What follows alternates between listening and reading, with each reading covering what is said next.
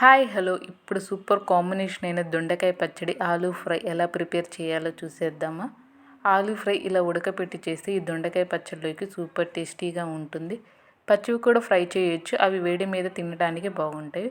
ఇప్పుడు ముందుగా 1/2 కిలో దొండకాయలని ఇలా రౌండ్గా కట్ చేసి ఉంచుకోవాలి.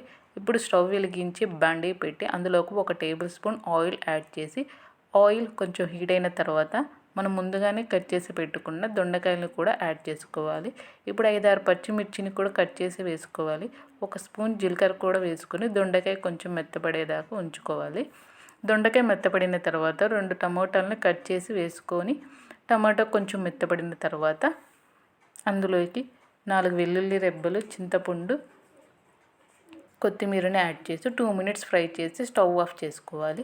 ఇప్పుడు ఈ మిశ్రమం చల్లారిన తర్వాత మిక్సీలోకి యాడ్ చేసి రుచికి సరిపడా ఉప్పు, కొంచెం బెల్లం యాడ్ చేసి కోర్సుగా గ్రైండ్ చేసుకుంటే టేస్టీ దొండకాయ పచ్చడి రెడీ. ఇప్పుడు ఆలూ ఫ్రై కోసం ఆలూని చిన్న ముక్కలుగా కట్ చేసి కుక్కర్లో యాడ్ చేసి 3 విజిల్స్ వచ్చేంత వరకు ఉడకనిచ్చుకోవాలి.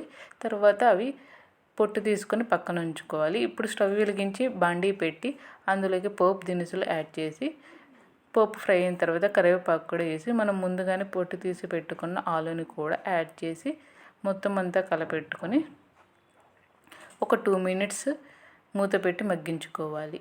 ఆలు ఇలా కొంచెం ఎర్రబడిన తర్వాత వెల్లుల్లి కారం కూడా యాడ్ చేసుకుంటే ఇప్పుడు ఎంతో టేస్టీకరమైన ఆలూ ఫ్రై కూడా రెడీ అయిపోతుంది. ఒక్కసారి ఈ కాంబినేషన్లో మీరు కూడా ట్రై చేసి చూడండి, చాలా బాగుంటుంది. And please do subscribe my channel.